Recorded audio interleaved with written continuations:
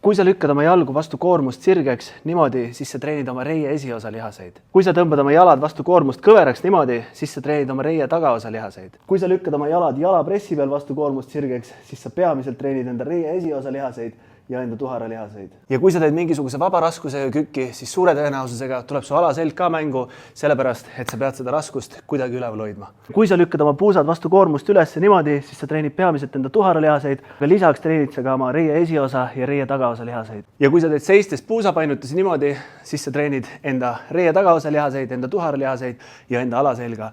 Ja kui sa soovid natuke rohkem rõhku panna reie tagaosa lihastele, siis tee natukene sirgemate jalgadega. Kui sa soovid natuke rohkem rõhku panna enda tuhara lihastele, siis lase põlved natukene ette, siis sa saad puusast natuke rohkem liikuma. Ja kui sa soovid oma alaselga rohkem treenida, siis hoia jalad enam-vähem neutraalselt ja liigu rohkem läbi selja niimoodi. Ja kui sa soovid teada, milliseid harjutusi sina peaksid tegema ja kuidas neid täpselt sooritada, siis loomulikult kirjuta mulle inboxi, koostame sulle korraliku treeningkava ja võib-olla tuled ka personaaltrenni siia privaatsesse jõusaali. Trennis näeme!